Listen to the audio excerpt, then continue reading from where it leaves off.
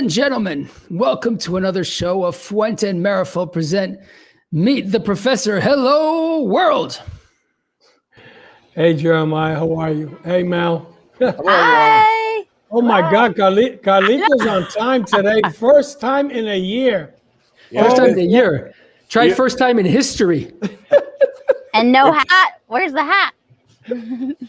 Oh, the hat. I got the hat. But I'm not the one in the hot seat. So, All right, guys. How are we doing? How was your weeks? How was your weekend? Well, mine is historic because after 80 days without smoking, and I got to be honest, I lit up a little Connecticut this morning just to get a taste of things. And I'm lighting up I'm going to smoke tonight, my first official cigar in 80 days. For those who had a whole bunch of bets, there was going to be Angel Share, there was going to be an Opus, there was going to be this. It's the cigar that I smoke, the cigar that I smoke from Fuente the most, an 858 Flor Fina with Cameroon, true Cameroon from my buddy, the Meerapfels, grown in Africa. So I'm in heaven, guys. I just have one question. First cigar in 80 days. Make sure to call 911 because he's going to be on the floor today. No. You know what? I have to do it. I know because I got a call from a birdie. Emma was holding on to him, and he was shaking like a leaf. He was so afraid to take his first puff, and she had the phone on 911 just in case. Oh, my goodness. All right, guys. Well, listen, if Jose goes white on the screen today, you know what to do. He lives somewhere in the mountains of Macedonia. Just make sure a helicopter picks him up. All right, guys. Listen, we got a hell of a show today. Actually, we probably have the biggest show ever because we have one of the most amazing gentlemen and his son coming onto the show today. This is somebody who's been in the industry for as long as I can remember. He is one of the greatest cigar makers, a great personality, family business. I mean, this is really a treat, not only for us, but for all of you out there. Ladies and gentlemen, please extend a warm welcome to Mr. Nick and Nicholas Perdomo. Nick, welcome to the show. Thanks, guys. Thanks for having us. And you know, I know that Jeremiah and Jose are in Europe, so we're going to partake in a little adult beverage because I know it's over 5 o'clock there. So cheers to all you guys. So salute to you. And we got to make something clear, Nick. This is broadcasted out of Basel, Switzerland. So there's anything which has to do with alcohol, sex, vile language, whatever it is, it's okay on the show today. No tongues have to keep. How do you say, Jose? They have to be crossed. It's okay. Today there doesn't have to be any of the politically correct. This is the beauty of this show. Loving it. Well, first of all, I would like to thank Nick for accepting our invitation. Like I told him, we had been thinking this is the way we look at it, it's family business. That's what makes us different from big corporations, family, tradition, quality in cigars. And you're third generation, Nicholas fourth generation. And, you have an interesting story that I researched a lot. I didn't know that your father had worked, I think your father at H. Upman, your grandfather at Partagas, was it? They were direct competitors of each other. It's incredible. And I think your grandfather or your father was in prison for 12 years? Yeah, my grandfather was a political prisoner for 14 years in Cuba. And my father actually got shot in the war. And a long story short, but the Uruguayan embassy saved my father's life. They actually draped the flag on him at the embassy. And I remember when I was a little boy, I always thought I was from Uruguay because my father would always write checks to the Uruguayan soccer club here in Miami. We'd always go to restaurants in Uruguay. So one time when I was a little boy, I asked my father if we were from Uruguay, and he said, no, why? And I said, why do we do all this stuff for Uruguay? And he said, well, because the country Uruguay saved my life. So Uruguay's a special country. Unfortunately, my father passed away, didn't get to go down there. It was one of the trips he wanted to go down there. But Uruguay's still special to the Perdomo family because of what they did for my father. Nick, you were born in Maryland, right? I was born in Washington, D.C. When my father got sponsored by the Catholic Church just outside of Baltimore. I was born and raised in Washington, D.C., and then I lived in Baltimore and moved there when I was 11 and came home back to Miami where all our family was at. And been living there ever since, outside of 5 years of doing some time in the United States Navy. So what was first for you, smoking a premium cigar or going to the drums? It was around the same time. I remember when I was a little boy, Jose, my grandfather would play dominoes. And, you know, when you play dominoes, you play clockwise. So on every domino table, there's a little concave piece where you put your cigar down. So I would stand there. The domino table was almost the size of me, and I would puff on my grandfather's cigar. After about 5 puffs or go-arounds, I go to the backyard and I'd throw up. But I'd always get back on the horse and do it again. So shortly after that was the drums. And around 5 or 6 years old between both of them, to be honest with you. This one was another one, same thing, you know. So how many years did you play drums actually, Nick? I've been playing drums for about 45 years, Jose. I still play. It's a stress reliever now. I got 3 big drum sets in my office.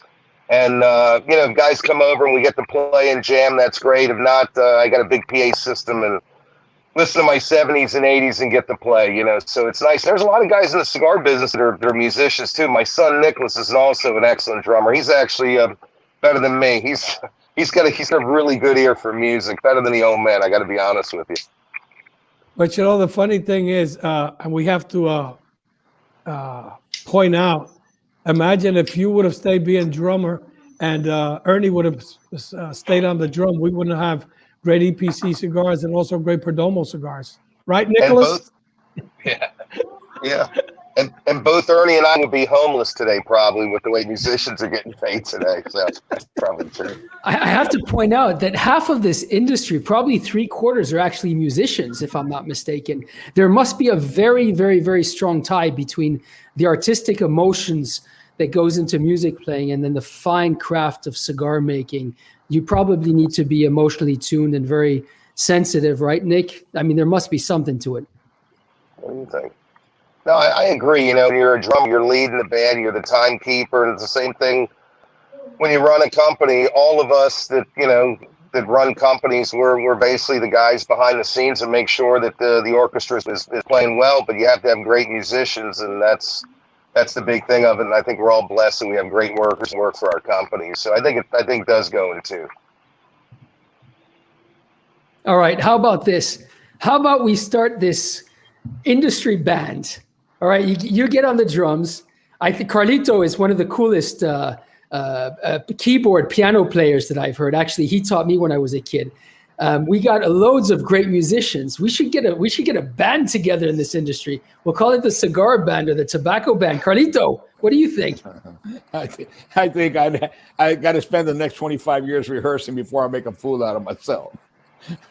But I know there are a lot of musicians in the industry, and I agree with Nick and the observation that there's something the music, you know, there's something about the dimensions of music and how you put things together to create melody and rhythm and so forth and keep it consistent. I think you could really relate that to cigar making in the world of cigars.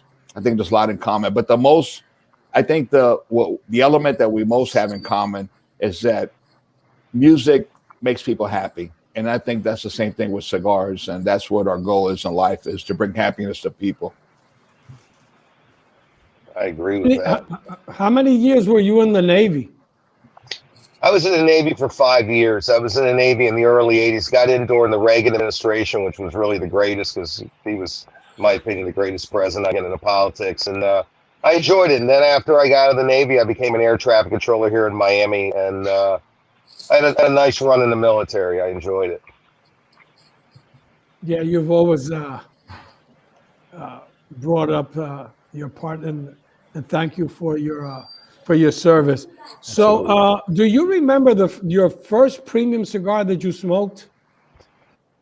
I sure do. I mean, I remember the first box of cigars that I smoked also. I remember they were a box of Troyas. I don't even know if they make those. They were out of the Dominican Republic. I was in the Navy. 19 years old. That first box cost me $79. I had to save a lot of money because back in those days, in 1983, I was making $880 a month.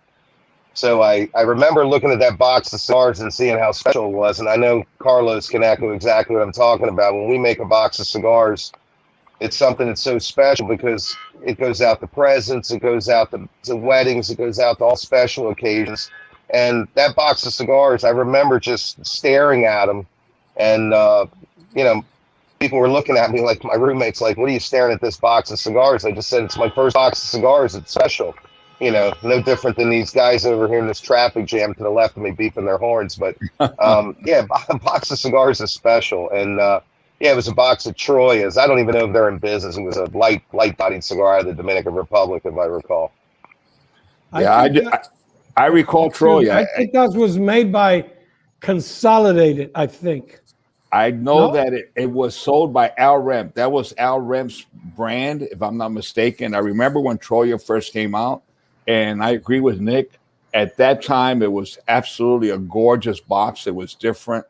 The printing on the box, the colors, it was something very unique, and it was very eye-catching. And it also caught my eye, Nick. I do remember seeing Troya and admiring so much. Yeah, but you know, when you come out and you manufacture a box of cigars, Carlos, you want to make sure, and you guys do a phenomenal job, the presentation's right, because, you know, that box of cigars really is going to have an evolution with not only the people that are going to actually purchase that box, but, you know, just recently I had some little school children come down to our cigar, and they wanted these boxes for their Pokemon cards and things like that. And, you know, kids collect these boxes, and I think they're special.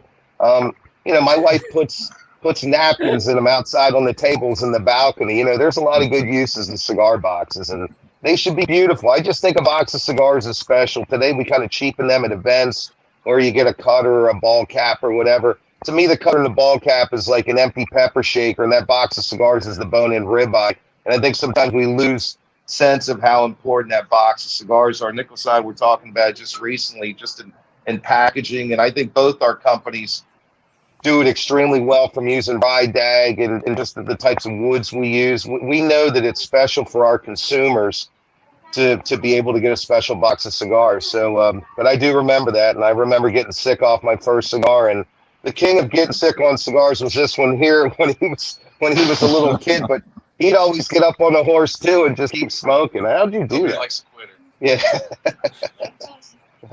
Yeah, I remember as a kid. Yeah, I remember as a kid that we'd be in our factory on 7111 West Flagler Street, and I remember I'd sit on the laps of those cigar rollers, and they'd give me little cigars, and my dad and my mom would make sure they weren't around, and I would start puffing, and then, or actually, 10 minutes later, I would be in the bathroom throwing up, But I never quit. I wanted to be like my dad and my grandfather. Nick, what inspired you to get into the business? Two things inspired me. One was my family, but the second thing that inspired me was my father said that I live in the greatest country in the world. And if I worked hard, I can attain anything I want. And I always loved cigars. Even when I was an E1 in the Navy, I smoked cigars. And I'm sure Carlos can echo with the history of his family. Just hearing my grandfather and my father talk about cigars, seeing them smoking cigars. And I always thought it was eloquent. I remember my grandfather would always have those nice long white Guayaveras with really great linens, and he was always dressed to the T's and always smoking a cigar. And I thought it was so debonair, and I love cigars and I wanted to get into it. I enjoyed air traffic control and everything, but my real passion was cigars. And I started out very humbly out of a garage, and years later, I proved my father right. We do live in the greatest country in the world. And I tell all the young people out there that if you really work hard and you have a passion and a dream of something, I think it's great. One of the things that I really admire about Carlos is, listen, the guy's he's the king of the hill, and yet he always tries to seem to assist the smaller guys and talk about family and how important the tradition is. And it's nice when you see somebody like that really thinks, hey, man, let me give a young guy a shot. I feel the same way. I remember a lot of guys during the time when my father was alive where we'd help out. And, this is a business. It's not only family and tradition, but it's a business of gentlemen and ladies who have not only a passion about what they do, but also care for others. And I think God blesses us for that. this question is for Nicholas. Nicholas, you come from a kind of a different school when your father and your grandfather started. So my question to you, how difficult is for you to convince Nick to implement one of your ideas? Not at all. It's really not, because I think my dad and I we're on the same wavelength, and the way I look at the business, I have my ideas, but overall our goal is the same. So when I bring up something that's not totally out of the spectrum of the Perdomo way, the way we do our business, the way we sell cigars. So to be honest with you, it's not difficult at all. It's a lot of fun. Nick, Nicholas, get closer to the mic because we want everybody to hear what you're saying. It's very important and it's very interesting. Can you please repeat that? Sure. So, Jasper, no, it's no. not difficult at all. And, my dad and I, it's so easy to work together. We both think the same way. And it's been a lot of fun working together. And so it hasn't been difficult at all. He gives me a shot, and I appreciate it. So, Nicholas, out of the business, what's the part that you like the most? Is it the sales? Is it the marketing? Is it being in the factory? What really you could say this is like what I love the most? I enjoy all of it. Everything you said, I enjoy. But I enjoy selling cigars. I enjoy meeting the consumer, being with our retail partners. And so I love sales, but I also love the factory, and I love making cigars. I love growing, the growing operation, curing tobacco fermented. I love everything, to be honest. It's got my name on it, so I love everything. But if you were to pick one thing, Nick would say tomorrow, I know he's not going to do it, but Nicholas, you're only going to do one thing. What would it be? I guess it'd have to be making the cigars. I love the process of it. I think it's 1A, 1B, making cigars and sales for me, to be honest with you. That's a tough one. No, just picking your brain a bit. I looked the way that Nick is looking at me like, what the hell? Don't worry, Jose. He's not the first one to look at you like that, and he certainly won't be the last one. I can tell you.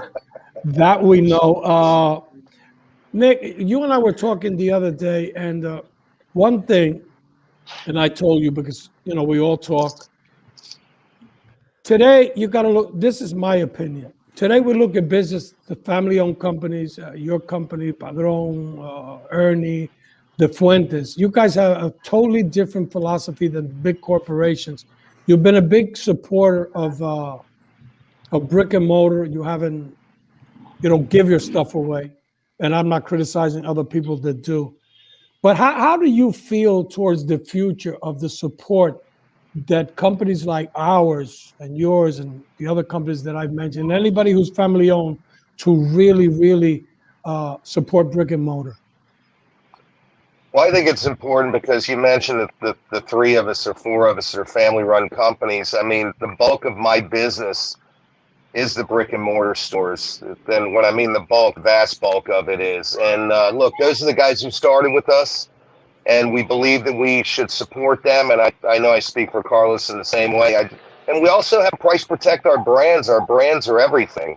And you got to remember, these brick and mortar guys, they got to pay the rent. They got their direct costs, their indirect costs, and we have to support them. And they supported me from the beginning, so I feel the same way. However, I do feel the catalog companies are super important also because they bring cigars to a lot of people who can't get to certain cigar shops. Look, there's a lot of people who live in Wyoming and Montana and upwards in New York State where they don't have a cigar store within 40 or 50 or 60 miles of them.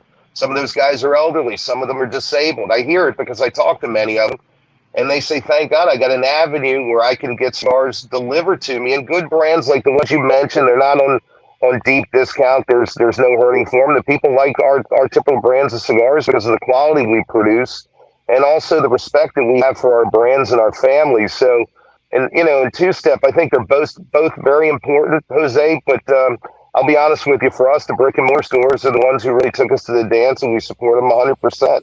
I got guys that have been, I know you recently were interviewing David Garofalo. I have triplicate forms from David Garofalo 27 years ago where I used to handwrite the orders, my wife and I, out of our small office in Flagler Street. I mean, how can I not protect a guy like that? I can go on with tons of great retailers around the country, and the retailers are really the backbone of our industry. And I wish the consumer would understand that. Look, I get that you want to save a buck on a cigar, but look at the effort that those retailers do when you walk into their lounges and they provide you their air conditioner, their humidity, their sofas, their coffee, and everything.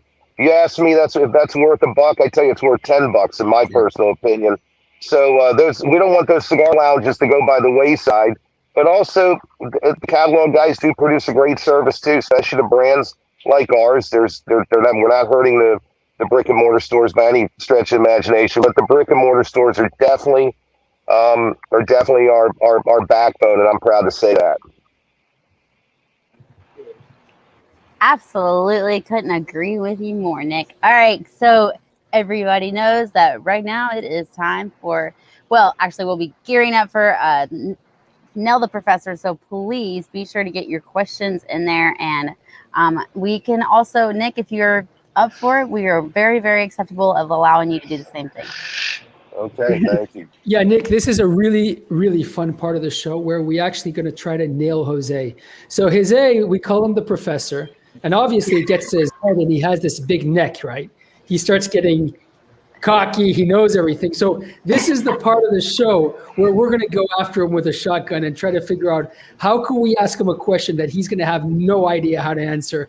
And I think you're going to have an easy time doing this, Nick. But there's other people out there who are watching the show and following the show, and they come onto this show just to try to do this.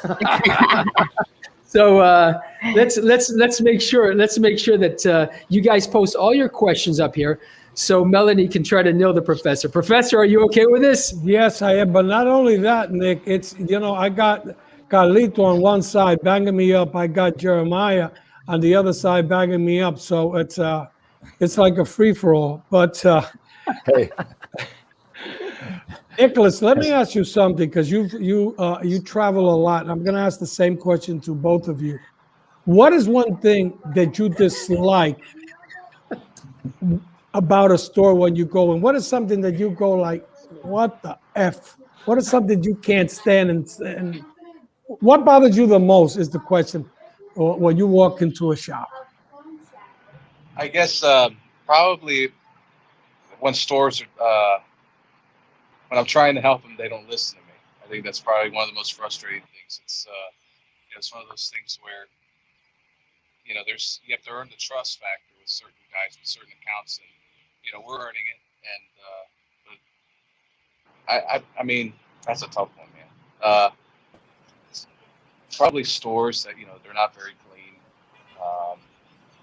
With their humidors. I mean, there's not many. I mean, we're very fortunate. The guys we sell to, we have great brick and mortar stores, great business partners. So there's really not too much to complain about. I have a feeling that I know that Nick and I, being the elderly of the family, have so much in common. And I heard Nick how much passion and how much goes into the packaging and how much work goes. And it's obvious because I see his products and everything, and they're beautiful. There's a lot of work, a lot of thought that goes into them, a lot of symbolism, family tradition, and so forth. I bet Nick, without even asking him, I bet it must break his heart when he walks into to a tobacconist or smoke shops and he sees his lids ripped off the boxes and he sees his cigars all mixed colors after they spend so much painstaking time trying to get every color perfect and everything. Is that people coming to grab from one box to another and his cigars are upside down and mixed around. I bet knowing someone like Nick, as passionate as he is, it must drive him crazy. It's like putting a bullet in my head. Okay, God, I'm glad I'm not the only one. Yeah, just in a nutshell. Yeah, it drives you nuts because you work so hard in that packaging, as you know, Carlos. And the thing of it is the packaging is there to assist the consumer to purchase a cigar in a quicker manner, which actually helps the retailer. And by contaminating the way the product was intended to look, it's like taking a red Porsche 911 and painting polka dot orange with green stripes all over the sides of it. It doesn't make any sense. And you know, what we're trying to do is we're trying to sell our brands in as quick as we can. And Nicholas and I we're talking about that just recently on just the contamination of product, we call it. It was something I learned from Google on how products are displayed and shown. And I think, in my opinion, the thing that bothers me the most would be coming in on a Thursday in Florida, for example, where you have a 1-day time zone, and seeing 2 or 3 cigars in a box, and the salesman saying, "Hey, you need to refill these," and the retailer says, "I'll wait till next week." Well, you basically told me that Friday, Saturday, and Sunday, I guess you don't want to sell a box of cigars. You want to sell 2s and 3s. And that's just a big swirl down to failure. And I think the biggest thing is lack of backstock.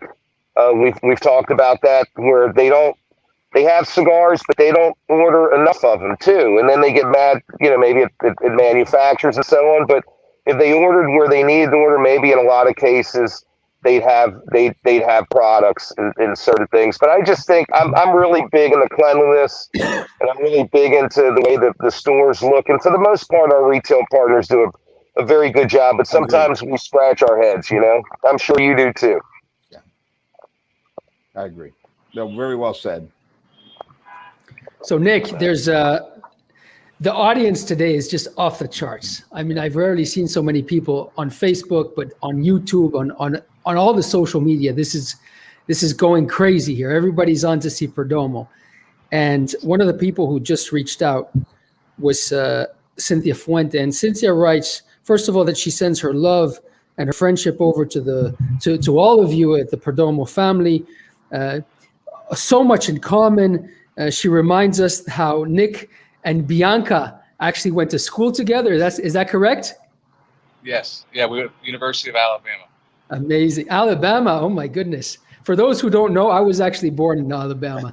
Wow. You would never guess that a guy who lives over in Europe was born in Dothan, Alabama, would you? No. And also, what, Nick, you telling me that I don't look like a redneck? A little bit. Come on. Those Alabama people are good people, man. Yeah, Absolutely, they're good They people. are. Absolutely. I was born there and raised there, and before moving to Florida, that is. And what else do we got here? I'll give my best to Cynthia. She's always been great. Oh, and she's bringing up all of the events that used to do in Birmingham area back in the days. Yeah, you know, when Nicholas was going to college, or you could tell him on the weekends what you do. Yeah, I mean, for me, college, I love college, but I love the cigar industry a lot more. So any chance I had to get out of school and go to cigar shops, talk with our customers, meet the good people of Alabama, I took that shot. And pretty much that was almost every weekend. So. All right. Well, for the record, Vive Alabama. Viva Alabama. All right, let's bring in Jose back before I say something stupid. I got a question for the professor. Yeah. You ready? Okay. Yep. What's the perfect pH level balance for growing optimum tobacco and its neutrality? What would be the perfect RH? The perfect percentage. To me, from what I've learned and the people I've talked, whether it's Honduras or Nicaragua or Cuban, Dominican, you're always saying 5 to 6. It's the pH that I've heard. But also, just as important as the pH is the nitrate and the magnesium that the soil has. Because to be honest, you can have the best pH in the world, but if you don't have nitrate, you don't have magnesium, you're screwed. That's my personal opinion. But to be honest, like I've said many times on the show, Carlito, you, and Jeremiah are more involved with the technicalities of growing. I just know how to smoke them and sometimes get lucky and make a nice blend. And you Well, get I gotta tell you lucky, something. and you give the right answers too. Yeah, he got lucky on that one because 6.5 is neutrality, which is perfect for optimum growing. Of course, the grounds have to be fertile with nitrogen, potassium, and phosphorus. So you're right on that. So that's pretty good. Congratulations, man. I was trying to stump you there. I figured that would be an easy one. Because if you don't have a good pH, a solid current, Jeremiah and Carlos know this too, is you're not going to get optimum growth where that water source is going to get to the tobacco. So I'm impressed, Jose. Next time I see you, I'll give you a hug, man. That was impressive. Well, the next time, don't give me the hug. I'd rather Nicholas give me 2 cigars. Yeah, I was just Okay, about to say, yeah. the smoocher is always a smoocher.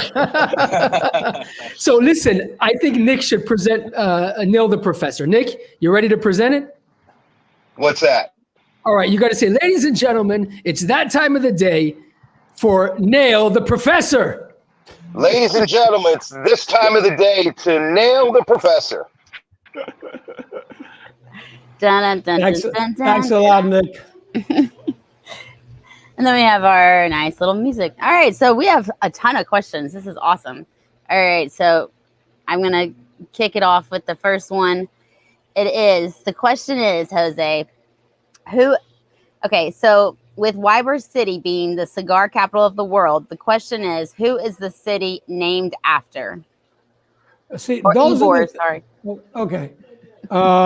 Vicente Ybor City was named after him. But to be honest, those are not tobacco questions. Ask me about fillers, binders, seeds, blends, things like that. The other day, somebody asked me, what's the meaning? Who created the word stogies or something like that? Like, I don't really care. Oh, I know that answer. That's funny. It has something to do with sticks and stogies. Okay, so here's the other question then. I can hear. All right, so the next one that I have is, why is it when you can take a seed and plant it, then take the same seed, plant it in the soil an acre away, and the tobacco can taste differently? Scientific response only. Scientific, I cannot tell you, but we all know. Carlito knows, Jeremiah has talked about it. Nick, I know, has talked on the shows about it. You could have them 2 yards away. They're going to taste different because you don't have a homogenized, totally equal land on it. It could have more magnesium or nitrate, or there's more water on this side or that side. So anybody who tells you that you could take an acre of tobacco and every leaf is going to be the same, absolutely not.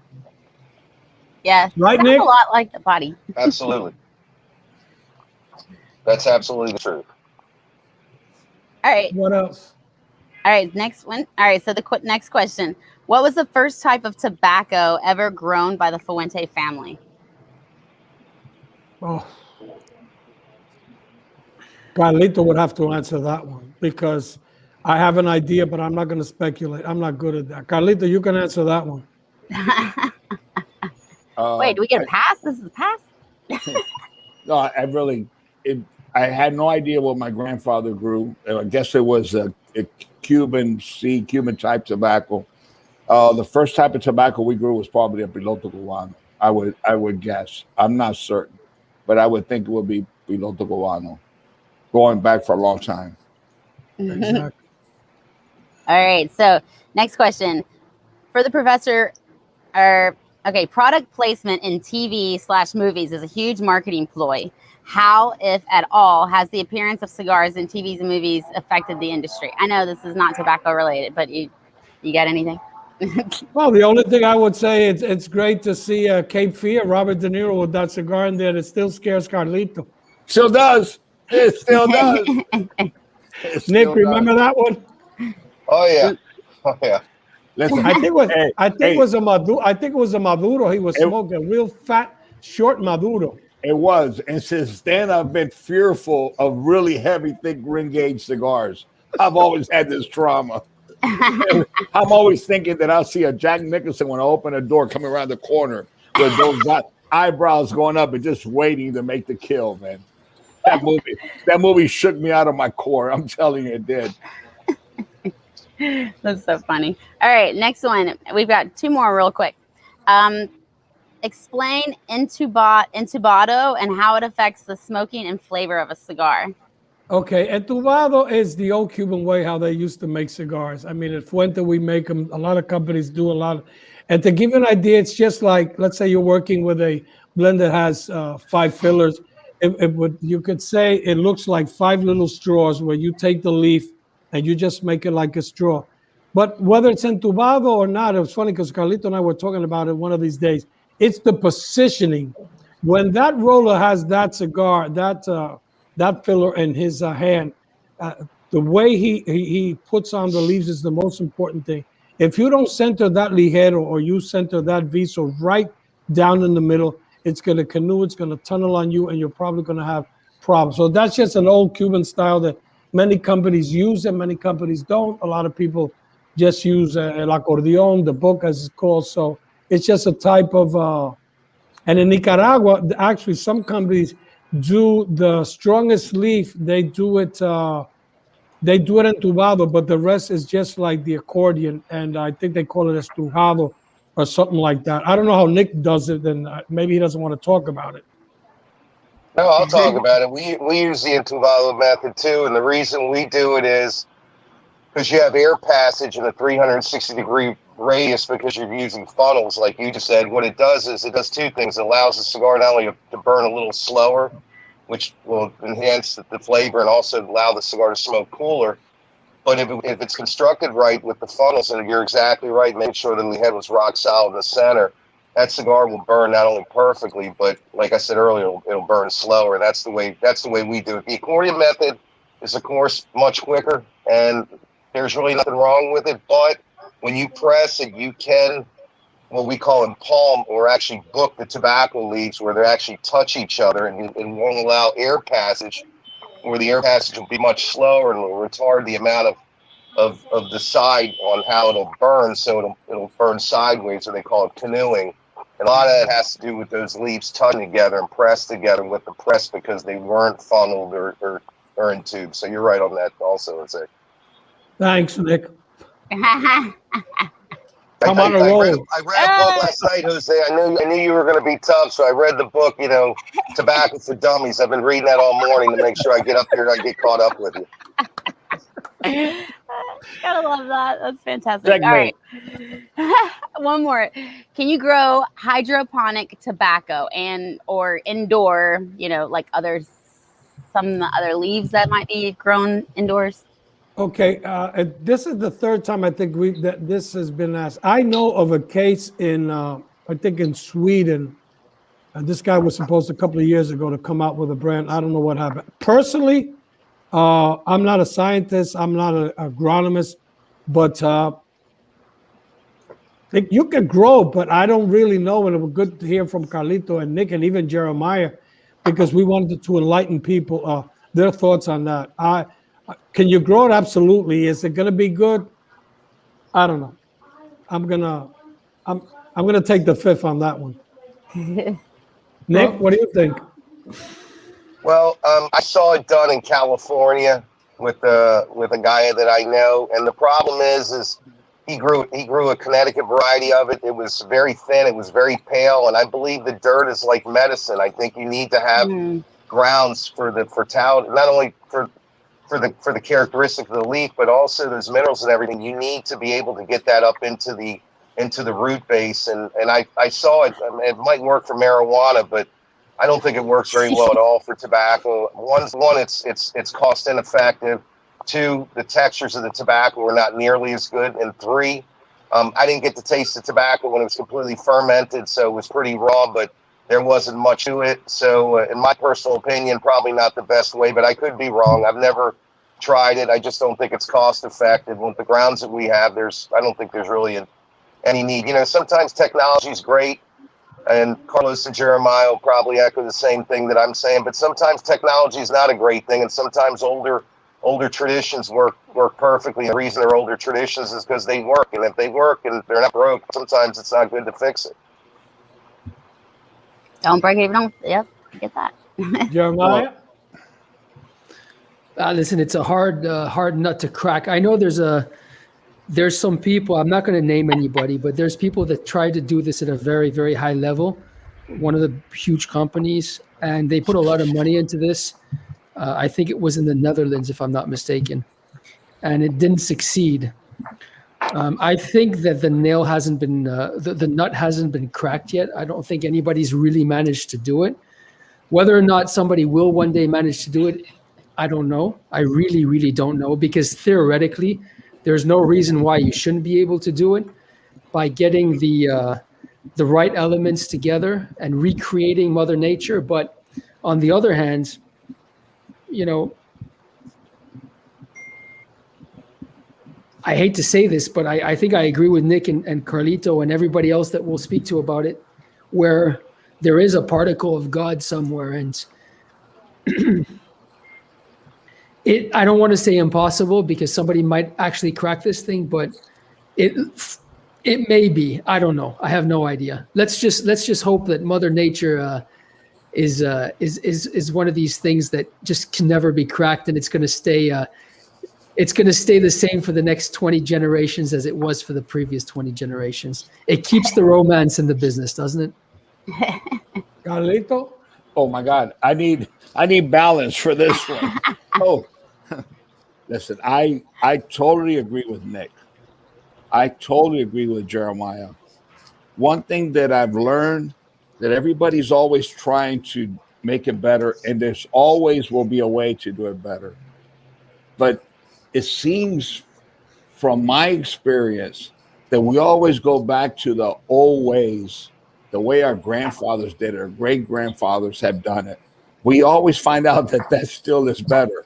And there's certain things I really don't know, but it would be cost prohibitive to do. Imagine thousands and thousands of acres that tobacco is grown in. I mean, you could do this in a little micro experiment, but could you do a production? Also, there's something about the nature of the seed and the plant who struggles against the normal environment of that micro area, and the roots struggling to go down deep looking for water that gives that plant strength and the movement of the air. I guess you could recreate all that, but then are you making a Frankenstein, or are you doing something that we work with that it depends on soil, God, and man, and nature. It's what it is. And I would love to see it done, but I know that the Fuente family for generations, at least my son, I don't think will get involved with that because I'll make his life impossible if he attempts to. We work too damn hard to gather whatever we have to blow it all away like that. That would be something that it would be just, it would be impossible. The cost of doing something on a large scale. It's my humble 2 cents, like you say, Professor. Melanie, any more questions?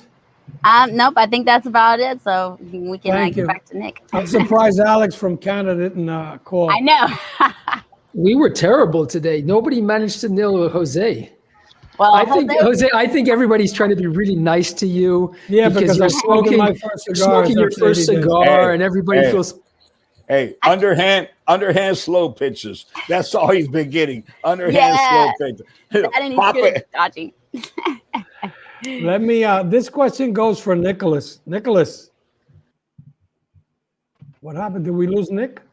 You hear Nicholas, I hear you. Okay, yeah, we hear you, Nicholas. This one's for you. In your opinion, because I'm going to ask Nick the same question, why do so many retailers fail? I think my dad mentioned it earlier. I think you're only as good as your inventory. I think guys are scared to bring in inventory. First of all, when you look at it, depending on the companies, basically when you buy your inventory, you can make anywhere from 30 to 50% on those products. You can't put money in the bank, and you can't make money in most of that percentage of money. Even if you have to sit on it for a little while, you're still making really good margins. I think guys are too scared or don't have the confidence, don't believe in themselves to bring inventory. I think that hurts. I think that's probably the biggest thing. Nick? Yeah, I agree with Nicholas. I think undercapitalization is a big thing when you start a business. Willing to take the risk. I think that's part of it. I think a lot of guys it's become a hobby for them. This is a business that you really have to think. A good friend of mine told me something one time, and I'm talking to him right now. He said, "You don't run this business with a pencil and paper. You run it with your heart." And it's no different that way in the retail business. You really have to have a gut feeling on what you're going to do, and nobody should wait in line to give you their money. You know, the important thing is when a consumer needs to buy a box of cigars, you should have that box of cigars. That's what you're there for. You're there to comply with your consumers. Our consumers are everything, like for all of us. We can't live without our consumers. We can't put bread on the table. We can't pay college tuitions. We can't go out dancing without those customers. We need them. And those consumers need the retailers to be able to supply them with the products they need. And for the most part, I think they're doing a very good job, but there's some guys that fall by the wayside. That happens. That happens in any competition, anything in a capitalist society. So it would be good if the retailers would make sure they had better in-stock position, that they would believe more in themselves, and also believe in the manufacturers and their salesmen, because the truth of the matter is all our companies want our retailers to survive and want them to do better and better, because in reality, that's how we all do better and better. So I think you're spot on that, Nicholas. All right, Nick. There's a part of our show, Nick, which is called Melanie's Hotspot. And this is where you get put into the chair. You ready? Okay. All right, ladies and gentlemen. All right, let's get the poster up. It's the best part of the show. How come it's not coming up here? I see it. You see it? All right. Ladies and gentlemen, it's that time of the day, Melanie's Hotspot. Melanie, you take it from here. Ah, the hotspot. Well, okay, so this is my fun time when I get to play with two people that know each other. So I would like to ask you guys each questions about each other. All right. All right. So we'll start. I'm going to have to use, let's see, Nicholas, Nicholas. This is going to get a little confusing, but all right. So Nick, what was Nicholas's most awkward thing that he would do as a child? Boy, that's a hard one. He wasn't really awkward. He was always really sharp. You know, Nicholas is an older soul. You know, he could talk to Jeremiah, Jose, and Carlos much easier than he could talk to a kid his age, because when he was little, I always brought him everywhere. And Nicholas got in the cigar industry because he wanted to, not because I forced him to. We all want our kids to blaze their own trail. But he's always been super mature. And the most awkward thing, I think, is Nick used to always say why. He always wanted to know why. And that used to bug the shit out of me. And, you know, sometimes I had to whack him in the butt a little bit too much because he said why too much. But he's you know, it's a pretty easy question. He's my son, so I know everything about him. He's been a blessing to me and Janine and to Natalie. He's been a great kid. I've never had a problem with him, and I've been blessed. And in reality, you can parent as well as you want. A lot of times it's by God's grace and being lucky with your children. You can parent the best you can, and sometimes you don't get lucky, but I've been very blessed and very lucky. So not the only awkward thing I can think about him is why. And then when he wanted to marry his wife, Lauren, he can't wait. So he bought the ring and he said, you know, I'm gonna ask her next Thursday. And of course I knew that meant tonight. There's no way he could wait for 5 days. But he's like his dad in that sense. We just can't wait. When we want to, if I want to give something to somebody, I just give it to them today. I mean, to give a present to you today where you're never going to think about it, to me, it's a lot more special than give it to you at Christmas or your birthday when you're expecting it. And I think my son has a lot of that in him too. He's not very patient like his dad. Oh, that's great. All right, Nicholas, what's the one pet peeve that Janine gets so mad about your dad? One pet peeve. Or the one thing that really bugs her. Yeah. We could ask Janine. She's right here in front of us. What's the pet peeve that bugs you about me? What's the pet peeve about that? Your pet peeve? No, your I haven't pet lived with peeve my about parents me. for so many years, so I don't know if there's a new one. What's your pet peeve about me? She said there's so many, Melanie. I don't know. She's got to think about it. After 32 years of marriage, you get a lot of pet peeves, you know? I love her. She's fantastic. All right. Okay, Nicholas. Okay. All right. Okay, so Nick, this one's for Nicholas. This one is about Nicholas. Which Disney character, if he could have married one, before obviously he asked the lovely lady, but who would he marry? I think he'd marry. Who's that pretty girl in the Disney thing? With the brunette. Who's the Disney character with the brunette hair? She was Belle. Belle, the princess. Yeah, Princess Belle. I think Nicholas likes pretty women. As his wife's very beautiful, and she does look like Princess Belle. So I'd say Princess Belle. All right, nice. All right, Nicholas, if there's anything that you think that your dad would want to change about the business that maybe you're not as a big fan of, what is it? Or wants to see in the future? Something that I don't agree with, you're saying? Yeah. I mean, we agree we're on the same wavelength. I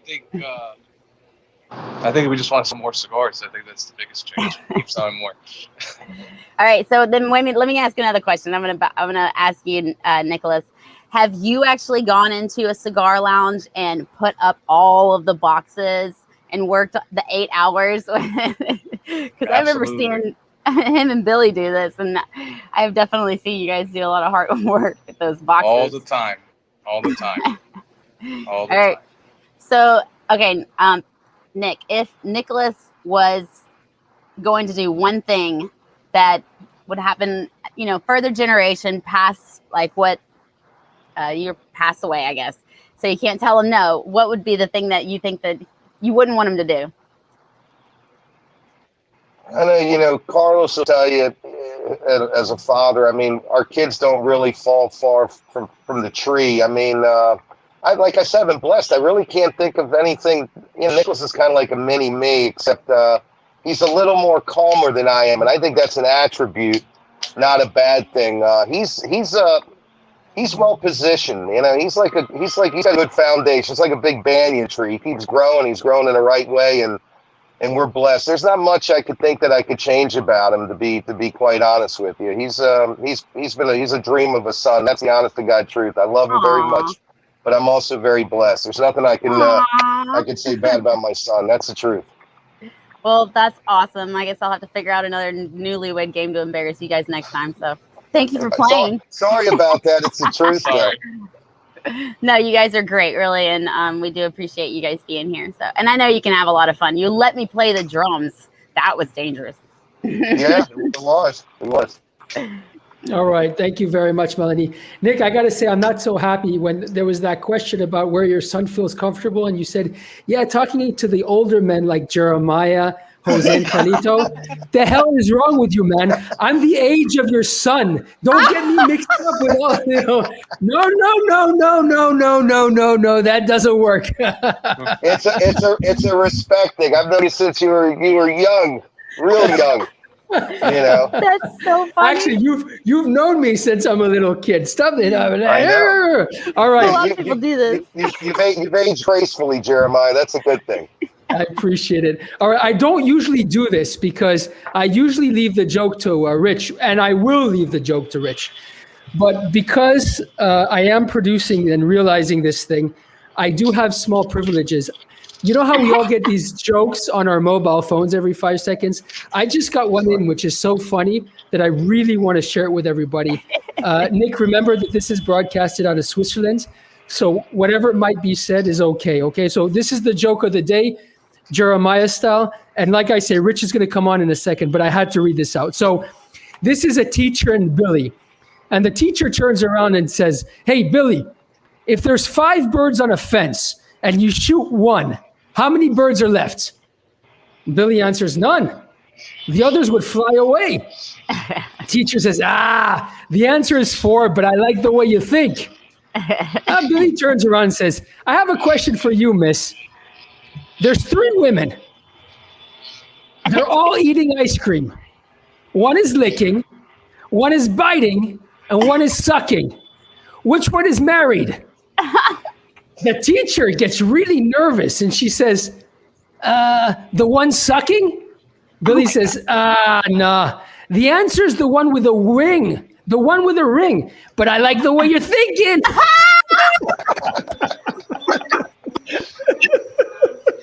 Boy, that's a good one. Goodness. All right. Ladies, that was the introduction. Ladies and gentlemen, please welcome the one and only Rich Myberg. Let me get the poster up.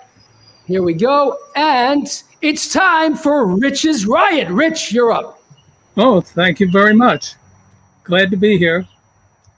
And couple of quick things, because you didn't use the shoehorn thing for me to speed it up, but a couple of things. Carlito talked about music and cigars, and we were talking about the drummers and guitarists and everything. And he said joy was a common factor. But beyond that, balance and harmony. If there's no balance to the music and there's no harmony to the music, it doesn't work. The same with premium cigars. They all bring you joy, but they got to have good balance and good harmony of those tobaccos to be a great cigar. Talking about sales, Nick and Nicholas are blessed to have what I think is a great sales force, having managed sales forces, hired, fired in the clothing business for so many years. I know 3 of their guys, John Allen over in Texas, Jeffrey Godfrey up north of me a little bit in Tennessee, and the person I think is the best cigar salesman on the road, Chris Harper. They're blessed to have 3 guys like that, and I'm sure the rest of them that I don't know are just equally as good. And for today's story, a married Irishman goes into the confessional and says to his priest, "I almost had an affair with another woman." And the priest says, "What do you mean, almost?" He says, "Well, we got undressed, naked, and we rubbed together, but I stopped." And the priest said, "Rubbing together is the same as putting it in. You're not to see that woman again. For your penitence, 5 Hail Marys and put $50 in the poor box." The Irishman left the confessional, said his prayers, and then walked to the poor box.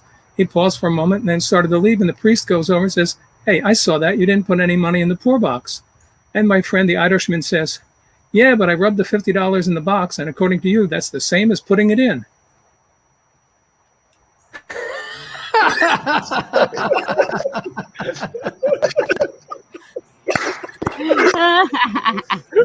Fantastic. Rich, thank you very much. That was wonderful. Okay, see you guys next week. All right. Thank you, Rich. Thank you, Rich. Nick, let me ask you this. You know, the courts gave us a favorable ruling. We've won a battle, but we have not won the war. And this I've said in all the shows. I think it's time for a lot of people to get off their agendas, their high horses, and all of us unite and try to really go forward with this. I would like to hear your opinion, Nicola's opinion, about what you think we should do as an industry to keep fighting on. Well, the first thing you hit it right in the head is to keep fighting on.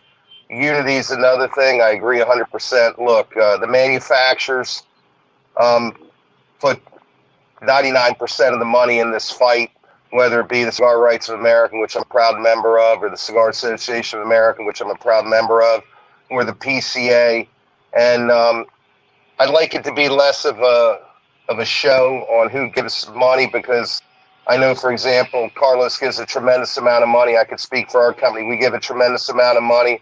I'd like to see us to be a little more cohesive. You know, my father was in the construction business, and when they had trade shows, whether they were competitors or not, they came together as one, like family, to fight for their cause, which was their livelihood.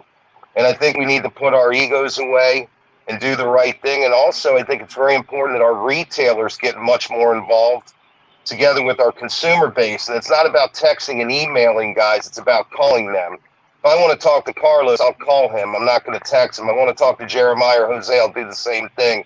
This text world and this email world usually goes into the trash.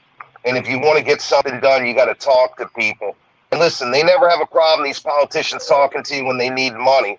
And they shouldn't have any problems talking to you. You're their constituents. You're the people that put them in the power. And a lot of times they forget about that. And a lot of times that's our own fault, because we take the easy road out by emailing our legislators or texting them if we have their cell phones. The important thing is bombarding them with phone calls and saying, you know, we smoke cigars, we're decent people, and we vote.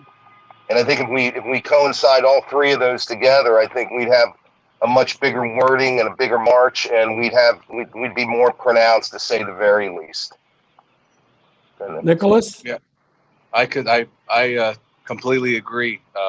You know, we all have to be together. We have to put our egos behind. Basically, everything my dad said, spot on. This is what we talk about, and 100% agree. To me, it's important that every cigar manufacturer stays in business. It's important for me that every cigar retailer and catalog stays in business and continues to move forward, because it's all our livelihoods that are all encroached there. I understand competition. I understand capitalism with the best of them. My family came from a communist country. With that being said, I think it's equally important that we have one strong voice and we pull the same way. It's hard to play tug of war when everybody's pulling the rope in all different directions, whether it be north, east, south, or west. It's got to be pulled one way. And I think it's paramount that we start doing this. And we haven't won any battles. These are all nice fights. Who wins these are the lawyers, to be quite honest with you, because they get another day to fight. And sometimes I wonder if they really want to win. I know that everybody here on this show wants to win, and it's about winning these battles, and I think we're right. I think we have a lot of science, and we have a lot of data that the government's trying to hide. Listen, all our grandfathers smoked cigars for a lot of years. Our traditions, we're not doing anything illegal. It's really bad when people can smoke marijuana or molest a child in some states in this country, and nobody bats an eye, but if they smoke a cigar, they're treated like they're mass murderers. What we do is legal, what we do is enjoyable. There's nothing finer to me than outside laying with my wife than smoking a cigar, to be quite honest with you. I mean, it's pretty damn good, and I enjoy it, and we probably have a lot more peaceful resolutions in the world if we could all go together over a cigar, to be quite honest with you. And, you know, there's someone just asked me today, what's the best cigar I ever smoked? I said, well, I never smoked a bad cigar in company of friends or my son or my late father. Those were always the best cigars in the world. I think everybody should enjoy a fine cigar and get over this crap. And I wish the government would just leave us alone. They're our biggest competition, to be honest with you. Very well said. I totally agree with Nick. You know, what could I add to the wonderful words you said? I agree that we all should be one. We all have to unite. I agree we have to defend what we legally enjoy. And there's nothing that brings people together like a fine cigar. And it breaks my heart to see so many brick and mortars or companies in states that have given their lives to build their business and so forth, and all of a sudden government steps in with a high tax or so forth and forces them to close. It's just not the American way. It's not the way of freedom and so forth. And I agree with Nick, 150%, Nick. And thank you for the beautiful words.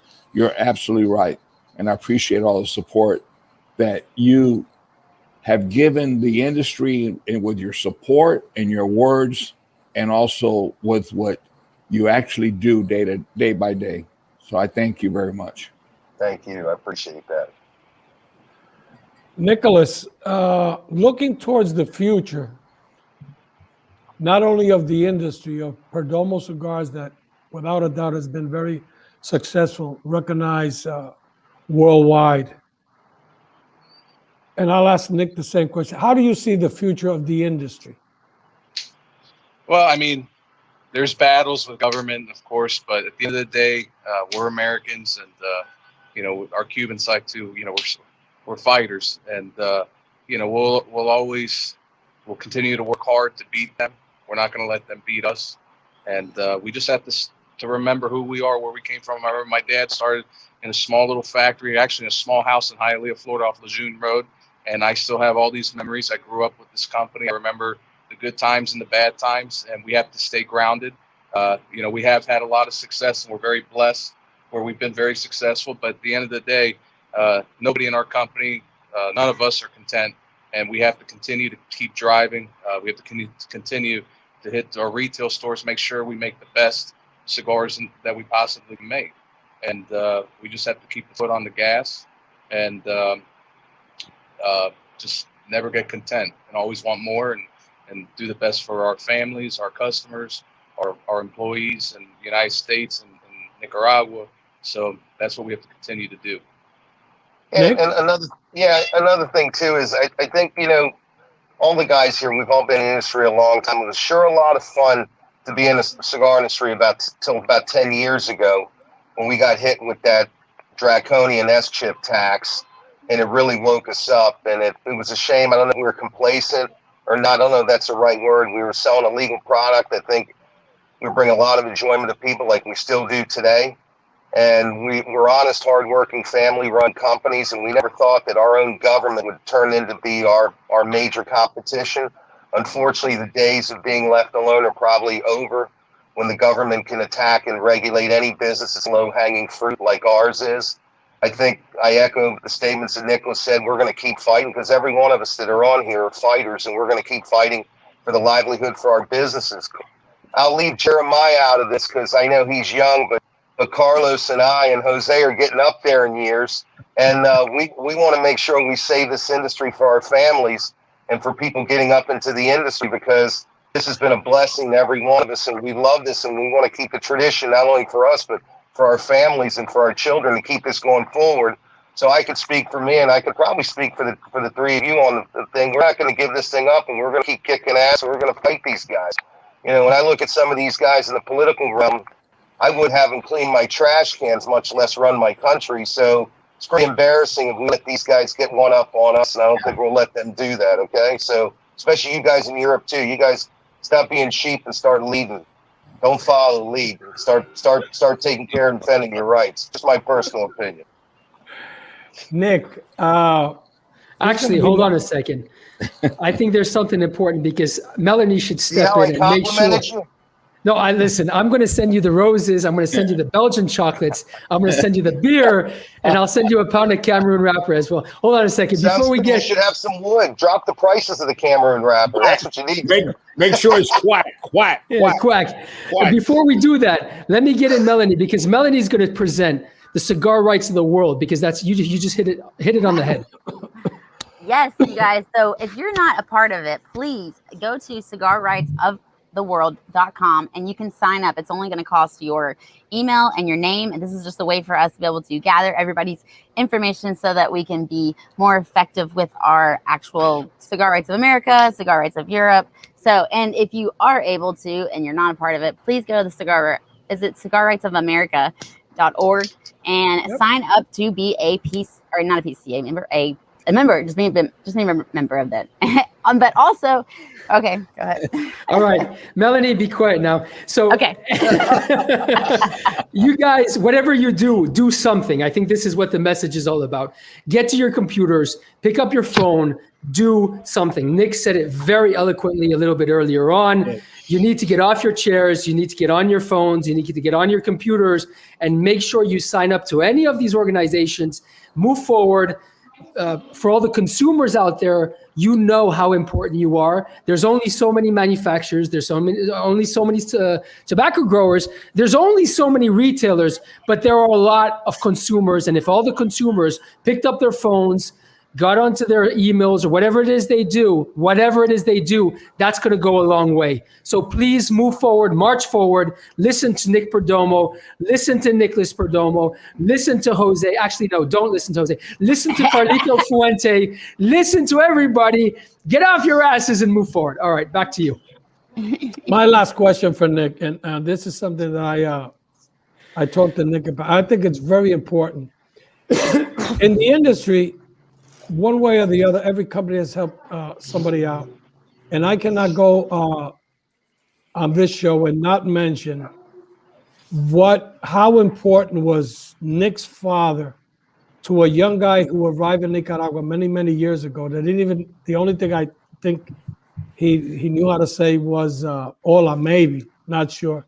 Tell us a little bit about the relationship of your father with Jonathan Drew. Well, my dad was one of these guys that really liked to help people. You know, like many Cubans, he grew up with really nothing, and my dad was just a great example and inspiration to me by his work ethic and his example, not only as a man and a father, but he was just such a great man, and he was a hard worker. He taught me how to work and to be responsible, to be noble, and to be respectful, and you know, Jonathan Drew was a kid who had a retail store in New York City. We became friends. He came down to Nicaragua. My father housed him at our factory and really tried to help him and show him the ropes. And I have a lot of respect for Jonathan. He etched a piece of glass in the roof of his factory, you know, with my dad, with a mural of my father, just thanking him. And I remember when he won a cigar trophy a couple of years ago, you would have thought it was a trophy from my father.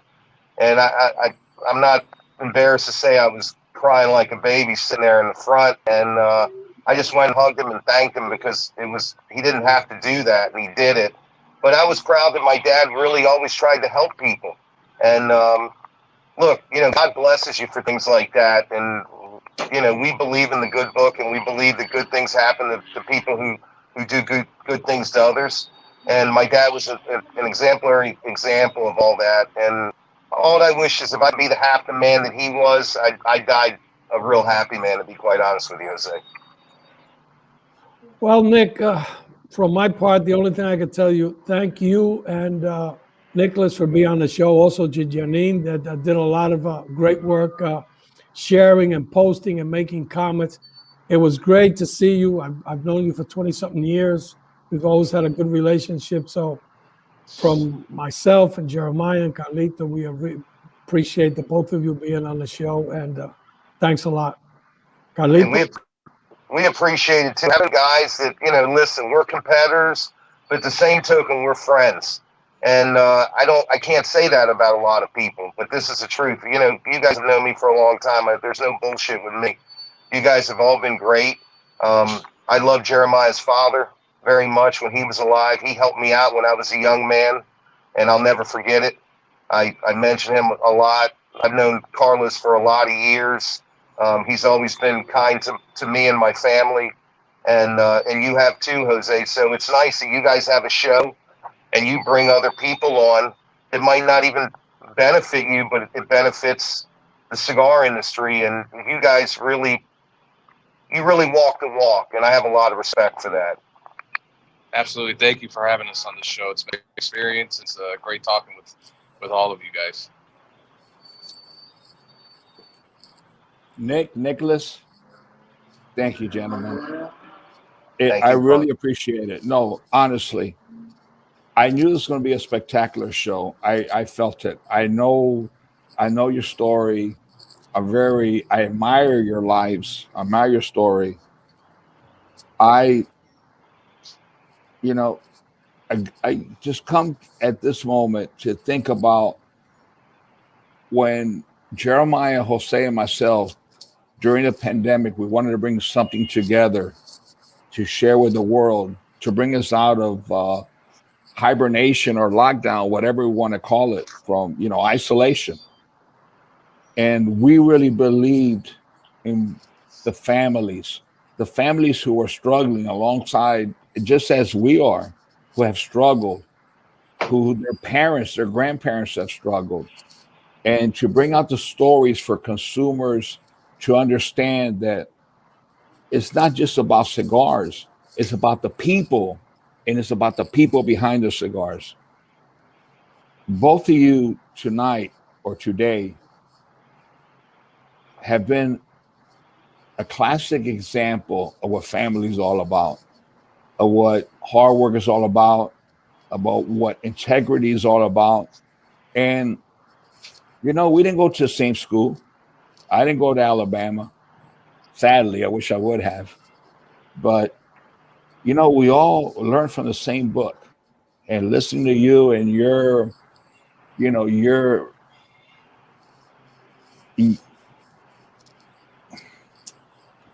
undisputed love for your father, for your grandfather, for your Uncle Tony, may he rest in peace, and your family, the family values, to me is what it's all about. And that's what the most important thing for us to bring out on Meet the Professor. I knew that you would be one of the highlights of all the programs that we had. And I thank you, you know what, more than you could imagine, Nick. And especially for the upbringing that Janine and yourself have had with Nicholas, and I'm sure your daughter as well, because it gives me a sense of security for my children, that they will not be alone in this wonderful world that we live, that they have colleagues that will fight side by side with them.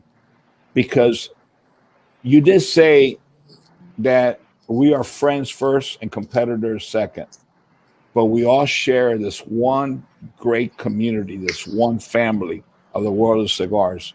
And we have so much in common. And I just want families like yours to flourish and continue to grow. Likewise, my friend. No, absolutely.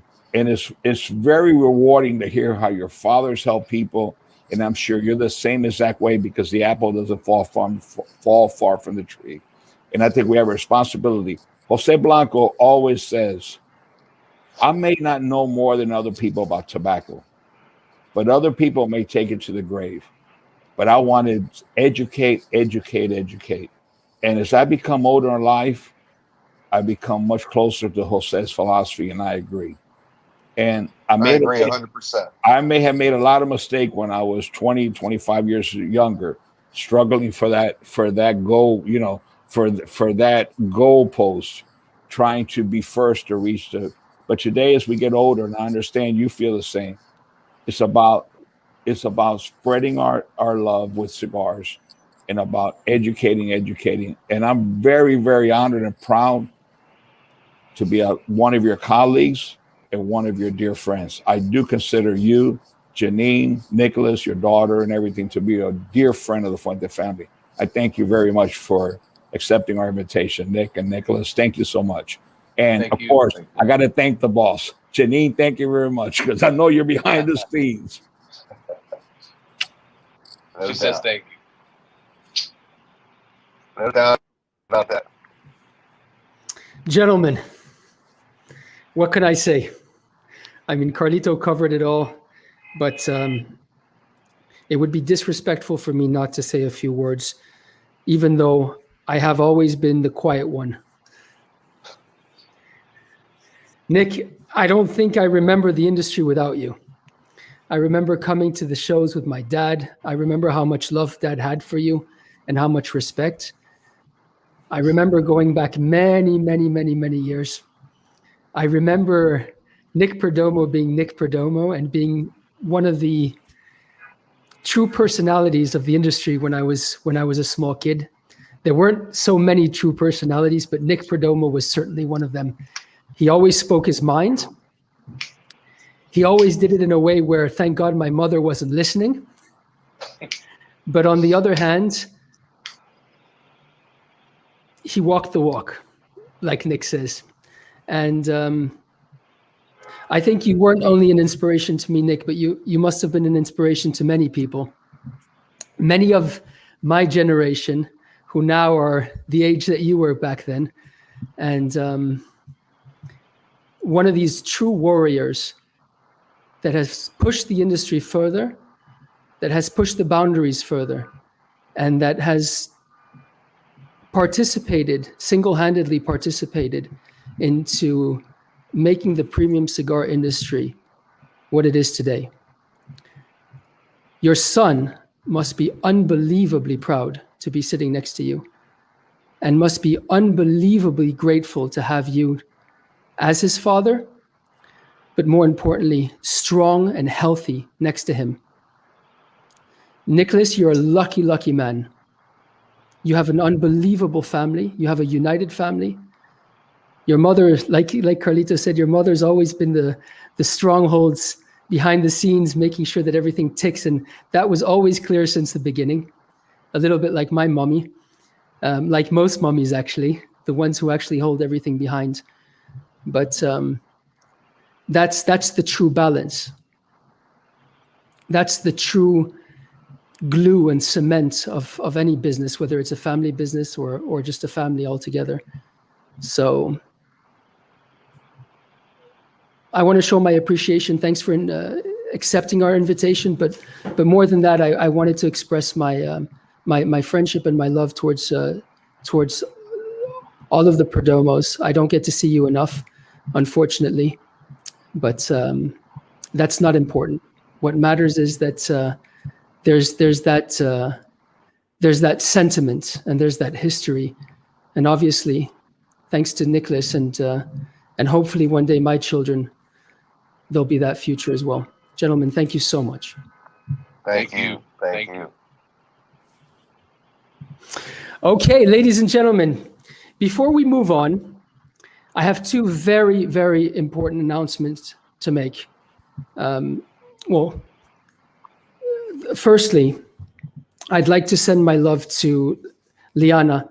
I know that she's gone through some very difficult times over the past few weeks, and I wanted to make sure that everybody sends her love and emotions warm emotions, and fraternity and family, and make sure that everybody is around her as much as possible to make these moments a little bit less difficult.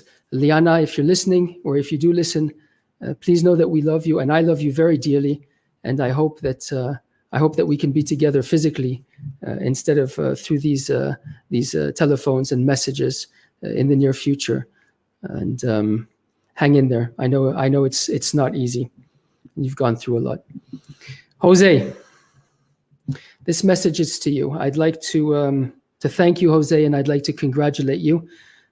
I think it's you're smoking your first cigar today in I think it's 80 days. But even more than that, you've now put up with Carlito and I and the rest of the team for a year, if I'm not mistaken.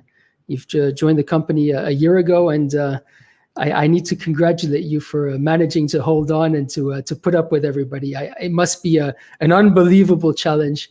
Now I know that I pick a lot, and I pick on you a lot, and I like to tease around. But you must know that I have the deepest respect and the deepest sympathy for you, Jose.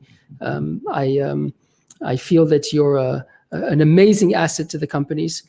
You have knowledge which you spend your life warmly sharing with everybody, whether it's with me until 4 o'clock every morning, and then again at 6:30 a few hours later when you wake up with our first cigar, whether it's with Carlito in the middle of the night when he's not sleeping as well, or whether it's with the retailers, or simply with somebody that you're walking next to in the street. You're an amazing gentleman, and you like sharing that knowledge and that passion with everybody that you meet, and that is something which is very, very special and very, very precious.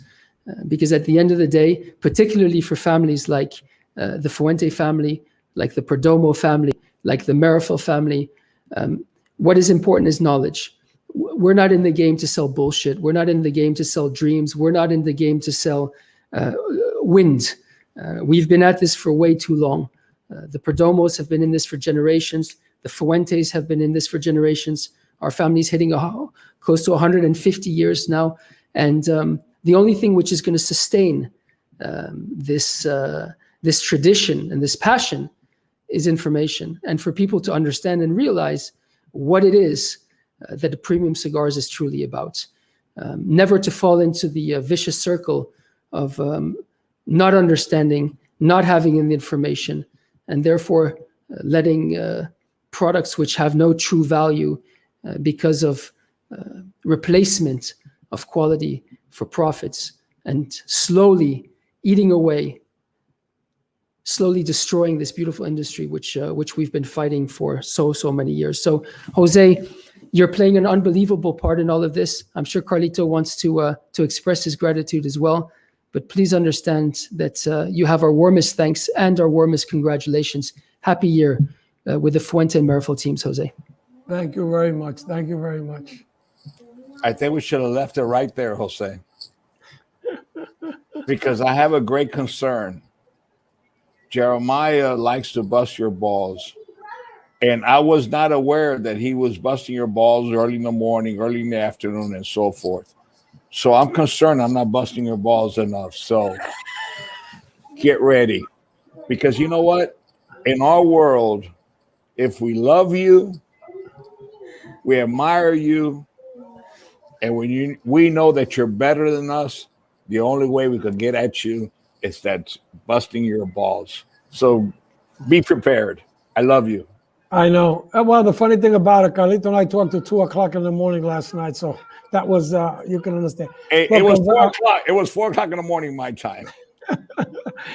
Look, it's been a great year, and like I said, I wouldn't change this for anything in the world. I feel great, and I've had so many great mentors, and I've met so many great people during so many years. But thank you. It's been great. I mean, and I survived. I'm a COVID survivor, and I'm smoking.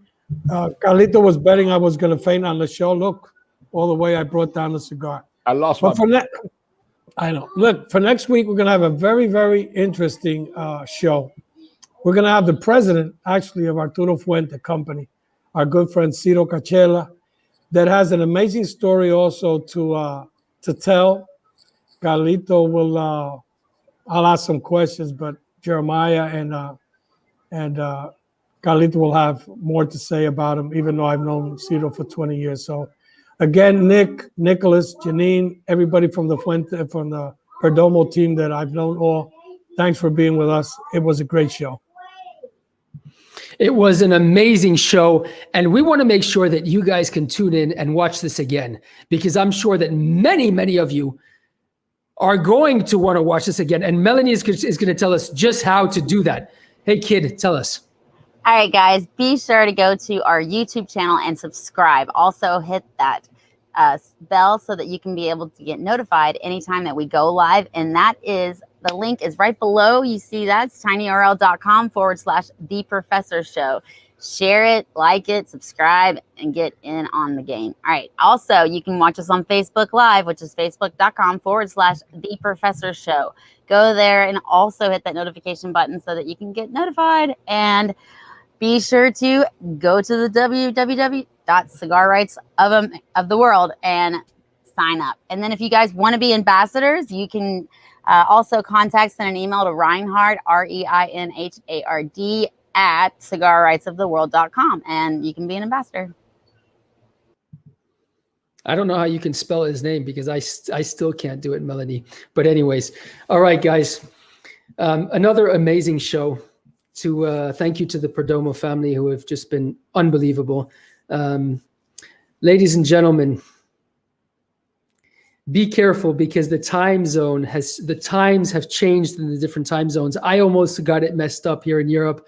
I almost came on late to the show. So for all of you people out there who are in Asia, who are in the Middle East, I know there's a lot of people watching from Dubai, in Eastern Europe, in Europe. Be careful because for a few weeks there's going to be a discordance between the time in the Western Hemisphere and the time in the Eastern Hemisphere. The change of hours is not coordinated. Ladies and gentlemen, another great show with Fuente and Meerapfel present Meet the Professor. Remember to take care of yourselves and of others. And remember, if you don't do it with passion, don't do it at all. Bye-bye for now. See you next week. Thank you. Bye-bye, y'all. Thanks, Come on, everyone. Everyone. Jeremiah, how's your y'all sound? Bye-bye, Nick. Thank you very much, guys. Thank you very much. Thank you very much. Give my love to the family. Thank you. Likewise. Amazing. Thank you, guys.